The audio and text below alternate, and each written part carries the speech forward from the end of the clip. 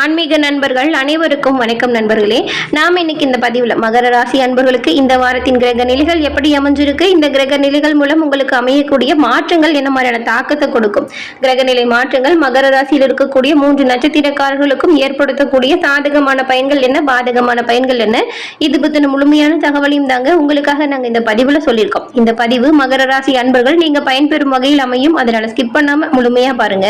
நீங்க இப்பதான் first time நம்மளோட சேனலை பாக்குறீங்க அப்படின்னா மறக்காம சப்ஸ்கிரைப் பண்ணி வச்சுக்கோங்க. மகரம் ராசி சனி பகவானின் ஆதிக்கம் நிறைந்தது. ஜோதிட அடிப்படையில 12 ராசிகள்ல மகர ராசி அப்படிங்கிறது சூரிய பகவான் பிரவேசிக்கும் மாதத்தை தமிழர் திருநாளா பொங்கல் விழாவா கொண்டாடக்கூடிய 10வது ராசியில வரக்கூடியது. அதாவது தை மாதத்தில் பிறக்கக்கூடியது மகரம் ராசி.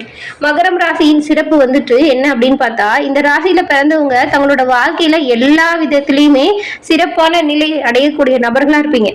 பொருளாதார வளமையுமே நீங்க சிறப்பா அமைச்சுக்குவீங்க. எந்த ஒரு வேலையுமே தனியாலா நின்று செய்யக்கூடிய நபர்களா மகர ராசி அன்பர்கள் நீங்க இருப்பீங்க. மனதிற்கு பிடித்திருந்தா எப்பேற்பட்ட வேலையா இருந்தாலுமே சிறப்பா செய்வீங்க. மனதிற்கு பிடிக்காத வேலையா இருந்தா யாரு சொன்னாலுமே செய்ய மாட்டீங்க. உங்களோட வாழ்க்கையில நீங்க நன்மையை பெறணும் அப்படின்னா அதற்கு ஒரு எளிய பரிகாரம் இருக்கு, இறை வழிபாடு தாங்க அது. அதை நீங்க என்ன மாதிரி செய்யணும் அப்படிங்கிறதுமே உங்களுக்காக இந்த பதிவுல சொல்லியிருக்கோம். ஸ்கிப் பண்ணாம முழுமையா பாருங்க. சனி பகவானுக்குரிய ராசியாகவும் செவ்வாய் பகவான் உச்சமடையும் ராசியாகவும் இந்த மகர ராசி இருக்கு. வெற்றி கிட்டும் வரைக்கும் தொடர்ந்து கடுமையா உழைக்கக்கூடிய நபர்களா நீங்க இருப்பீங்க. நியாய உணர்வு கொண்டவங்களாகவும் இந்த மகர ராசி அன்பர்கள் நீங்க இருப்பீங்க. இந்த மகர ராசி இருக்கக்கூடிய நீங்க உங்களோட வாழ்க்கையில மிகுந்த ஒரு நல்ல வளங்களையும் வசதிகளையும் பெறுவதற்கு இந்த ஒரு பரிகாரத்தை செய்வது நல்ல ஒரு முன்னேற்றத்தை கொடுக்கும். மகர ராசியில் இருக்கக்கூடிய நீங்க சனிக்கிழமை தோறும் பெருமாள் வழிபாட்டை செய்வதன் மூலம் சிறப்பான பலன்களை பெற முடியும். உங்களுக்கு பெருமாள் பிடிக்கும் என்றாலும் ஓம் நமோ நாராயண போற்றி அப்படிங்கிற மந்திரத்தை 3 முறை மறக்காம பதிவிடவும் செய்யுங்க. இறைவனின் அருளால் எல்லா விதமான நன்மைகளும் கிடைக்க பெற்று நீங்கள் நலமுடன் வாழ நாங்கள் வாழ்த்துக்களையும் உங்களுக்காக இறைவனிடம் நாங்கள் பிரார்த்தனையும் செஞ்சுக்கிறோம். அதே போல ஆண்டிற்கு ஒரு முறையாவது சனீஸ்வர அம்சம் கொண்டிருக்கக்கூடிய திருப்பதி திருமலை ஸ்ரீ வெங்கடாஜலபதி பெருமாளை வணங்கி வருவதன் மூலம் நன்மைகள் உண்டாகும்.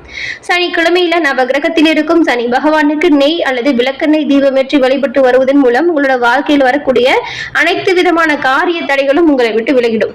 முருகப்பெருமான் உச்ச ராசியாக இருக்கிறதுனால செவ்வாய்க்கிழமையில முருகப்பெருமானை நீங்க வணங்கி வருவதாலும் உங்களோட இல்லற வாழ்க்கை, பூர்வீக சொத்து, நிலம் இந்த விஷயத்தில் ஏற்படும் தீமைகள் விலகி நன்மைகள் உண்டாகும்.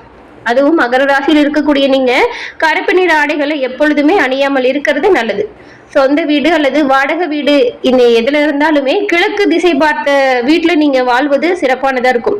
முடிஞ்ச அளவுக்கு ஏழைகளுக்கு அன்னதானம் செய்யுங்க. கோவில்களுக்கு வெல்லம், தேன், அரிசி இதெல்லாமே தானமா தருவதன் மூலம் உங்களோட மனதுல தோன்றக்கூடிய அனைத்து விதமான நல்ல விருப்பங்களும் கூடிய விரைவில் நடக்கக்கூடிய அமைப்பை நீங்க பெற முடியும்.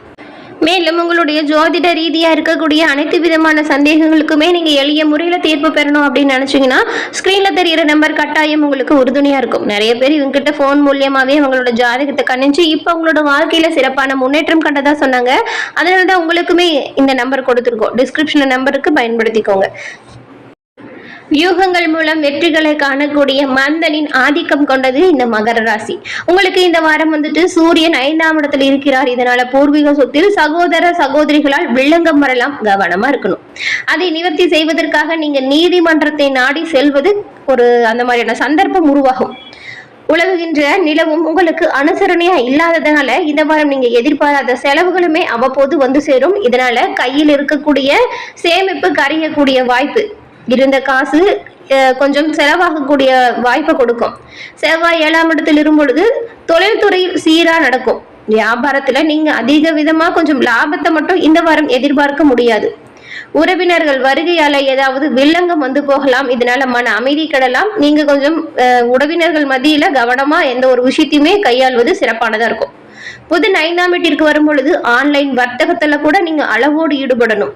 பங்கு சந்தை வியாபாரம் பாதகத்தை தராது. வெளியூர் பயணங்கள் அலைச்சல் ஏற்பட்டாலுமே நல்ல ஒரு பலனை கொடுக்கும். இறுதியில குரு 6ஆம் இடத்தில் இருக்கும் பொழுது எப்படிப்பட்ட இடையூறுகள் வந்தாலுமே, அதாவது உங்க தொழில ஏற்பட்டாலுமே அதை நீங்க சாமர்த்தியமா முறியடிச்சு வெற்றி பெறக்கூடிய வாய்ப்பு உண்டாகும். பெரும்பாலும் அனைத்து விதத்திலையுமே நீங்க சாமர்த்தியமா எல்லாவித தீமைகளையுமே சமாளிக்கக்கூடிய தன்னம்பிக்கை ஆற்றல் அதிகரிக்கும்.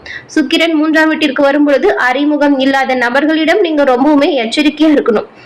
உதவி செய்வதா எண்ணி நீங்க உபதிரத்துல மாட்டிக்காதீங்க. பெரும்பாலும் மகர ராசி அன்பர்கள் இந்த விஷயத்துல கவனமா இருக்கணும். சனி 3ஆம் இடத்தில் இருக்கும் பொழுது அரசாங்க ஒப்பந்த வேலைகள்ல நீங்க கொஞ்சம் ஏதாவது பில் பாஸ் ஆகிற மாதிரி இருந்தா கூட அது கொஞ்சம் கால தாமதம் ஆகலாம். அதனால கவலைப்படாதீங்க.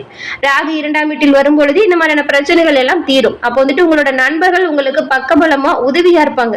வெளிநாடு செல்லணும் அப்படின்னு நினைச்சிட்டு இருந்தவங்களுக்குமே உங்களோட நண்பர்கள் உதவி தக்க சமயத்துல உதவியா இருக்கும். 8இல் கேது வரும் பொழுது எதிர்பாராத பணவரவு அப்படிங்கிறது திக்குமுக்காட வைக்கும். அப்போ இதுக்கு முன்னாடி நிகழக்கூடிய அனைத்து வித பிரச்சனைகளுக்கான தீர்வுமே நீங்க இந்த சமயத்துல போக்கிக் கொள்ள முடியும். ஆன்மீக பெரியோர்களின் சந்திப்பு குடும்பத்துல ஒருவித அமைதி கொடுக்கும். குலதெய்வத்தை வழிபட்டு வருவதன் மூலம் உங்களோட வாழ்க்கையில வரக்கூடிய அனைத்து விதமான சங்கடங்களும் உங்களை விட்டு காணாமல் போகும். உத்திராடம் 2, 3, 4ஆம் பாதம் கொண்ட உங்களுக்கு தன குடும்பஸ்தானத்தில் சனி பகவானும் ராகு பகவானும் சஞ்சாரம் செய்யறதுனால இவங்க எவ்வளவு நெருக்கடிகள் ஏற்படுத்திட்டாலுமே உங்களுக்கு குருவின் பார்வை அப்படிங்கிறது சங்கடங்கள் நீக்கக்கூடிய இடத்துல இருக்கிறதுனால வரக்கூடிய பிரச்சனைகளை ரொம்பவுமே தைரியமா கையாளக்கூடிய வாய்ப்பை நீங்க பெற போறீங்க. என்னதான் சங்கடம் வந்தாலுமே அது துணிந்து செயல்பட்டா நன்மைகளை நீங்க பெற முடியும். மேலும் வியாபாரம் சிறப்பா இருக்கும். வரவு திருப்தியை கொடுக்கும். இப்ப வந்துட்டு கடன் தொலைகள் நீங்கக்கூடிய வாய்ப்பு உண்டாகும். திருவோணம் நட்சத்திரக்காரர்களுக்கு குருவின் பார்வை தொழில் ஸ்தானத்துல கிடைக்கிறதுனால உத்தியோகத்தில் இருந்த பிரச்சனை கூடிய விரைவிலுக்கு முடிவிற்கு வந்துடும். வியாபாரம் தொழில நல்ல ஒரு முன்னேற்றம் உண்டாகும். கையில ஒரு பணப்புழக்கம் இருக்கும். கேதுவால உடல்நிலையில மட்டும் பாதிப்புகள் ஏற்படலாம். இந்த நட்சத்திரக்காரங்க உடல்நிலையை பொறுத்த வரைக்கும் கொஞ்சம் கவனமா செயல்படணும். அவிட்டம் 1, 2ஆம் பாதம் கொண்ட உங்களுக்கு 8இல் கேது 5இல் சூரியன் மற்றும் புதன் இப்படி இருக்கிறதுனால உங்களோட செயல்கள்ல இந்த வாரத்தை பொறுத்த வரைக்கும் நிதானத்தை கடைபிடிக்கிறது நல்லது. உடல்நிலையில கூடுதலா கவனம் செலுத்துறது நல்லது. ஒரு சிலருக்கு அவப்பெயர் கூட வரலாம். உங்களோட பேச்சுவார்த்தைகளை நீங்க கவனமா இருக்கணும். எந்த ஒரு தவறையுமே இந்த காலத்துல நீங்க செய்யவே கூடாது. மீறி செஞ்சீங்கன்னா பல இக்கட்டான சூழ்நிலைகளை தவிக்கிற மாதிரியான நிலைமை வந்துடும். கவனமா எல்லா விஷயத்திலும் செயல்படணும். நல்ல விஷயத்துல பெரும்பாலும் உங்களுக்கு நன்மைகள் வரும்.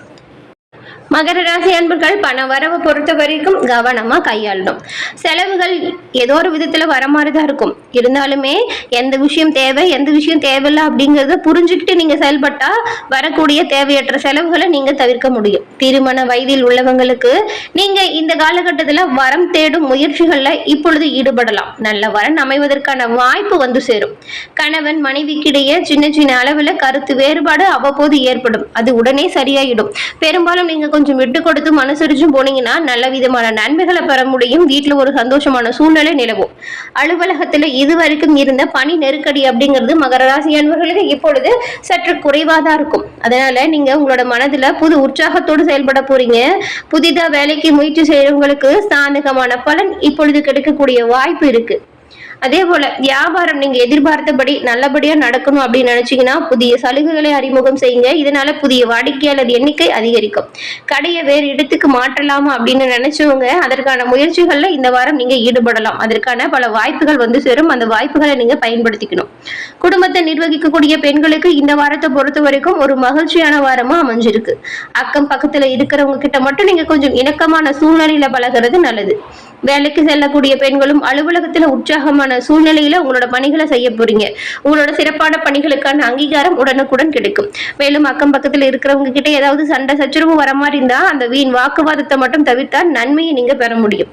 அதிர்ஷ்டம் தரும் நாட்கள் அப்படி என்ன இருக்குன்னு பார்த்தா உங்களுக்கு சனிக்கிழமை மற்றும் திங்கட்கிழமை அதிர்ஷ்டம் தரும் நாளா இருக்கு.